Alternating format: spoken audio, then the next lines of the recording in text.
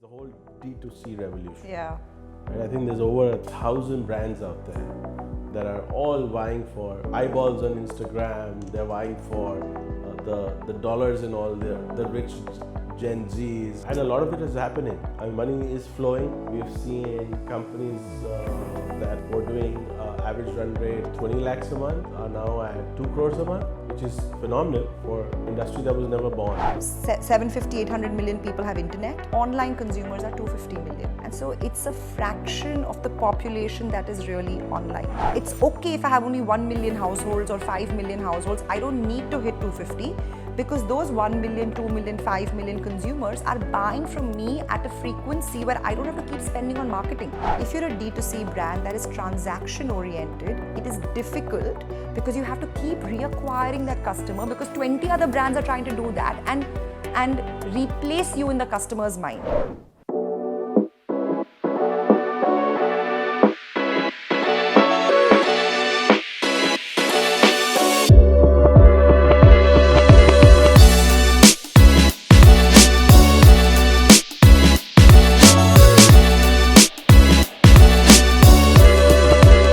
Rishika, the other big thing over the last, I would say, 5 years is the whole D2C revolution. Yeah. Right? I think there's over 1,000 brands out there that are all vying for eyeballs on Instagram. They're vying for the dollars and all the rich Gen Zs, and a lot of it is happening. I mean, money is flowing. We have seen companies that were doing average run rate of 20 lakhs a month are now at 2 crores a month, which is phenomenal for industry that was never born, right? So I think we're living through a crazy pace of innovation. Yeah. A lot of new products, a lot of new services, all running through social media. But what worries me, and this is really where I want to get your opinion, is 1,000 brands new. It's the same population. Yeah. How do they win? Like, what's the secret sauce? I mean, a lot of these guys, I feel, will drop off. But I mean, you're investing right into the space. I'd love your thoughts. Honestly, Google and Facebook win. To be quite honest, Yeah. No. But jokes apart, you're right. Look, at the end of the day, if you really think about it, how many consumers in India transact or have transacted at least once online? 750, 800 million people have internet. Online consumers are 250 million.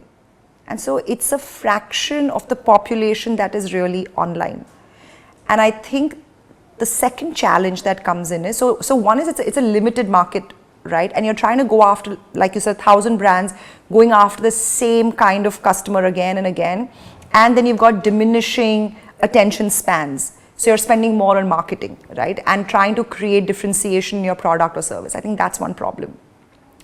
The other problem as you sort of think about D2C is that at the end of the day, most D2C brands are transaction brands, in the sense it's a product that I will buy at an irregular frequency.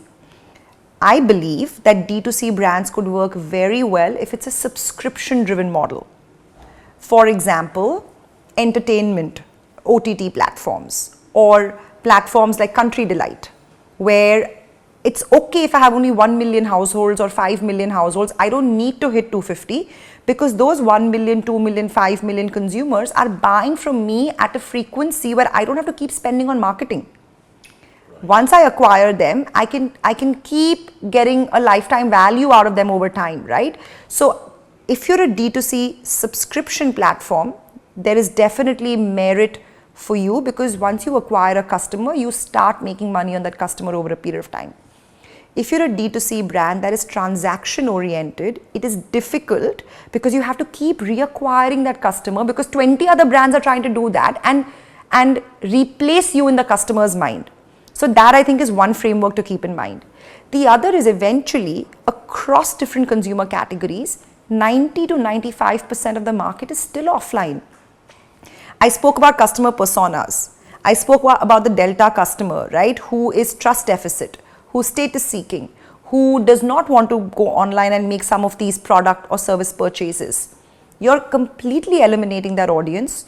or the remaining 500 million people of the 750 million people that don't necessarily buy online, simply because you think they don't have the ability or the willingness to spend, which is completely false. Right.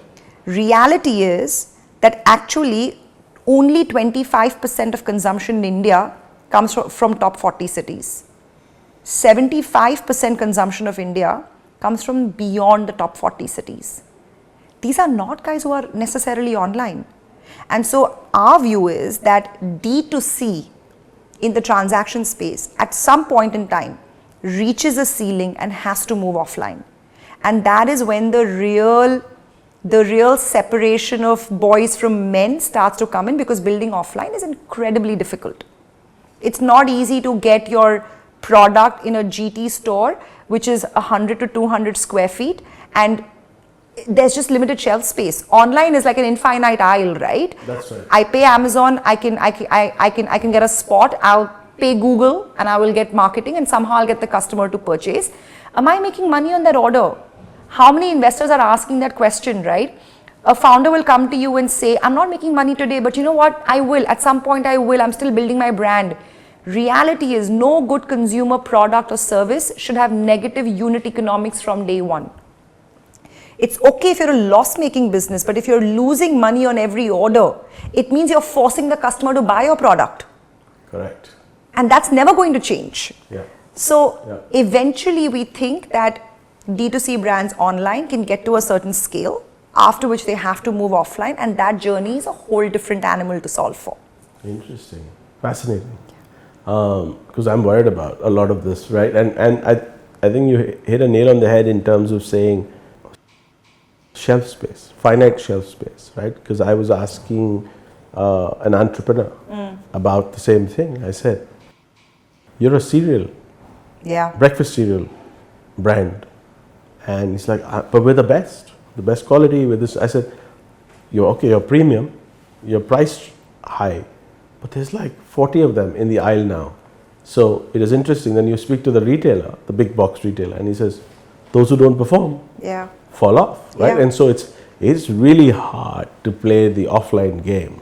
It's not so easy, because if you're not clocking sales, which means, and then you're going D2C, you're doing D2C marketing, which means budgets of $50 million to much more. I think it starts at 200 crores, 300 crores.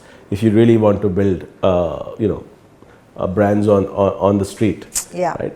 It's not easy to break that, the legacy brands, because they've really etched into the people's minds. And so this shelf space piece is, a lot of folks feel, I'll get space. There's so many new stores. I'll find a way to get in there. But the truth is, you're not performing.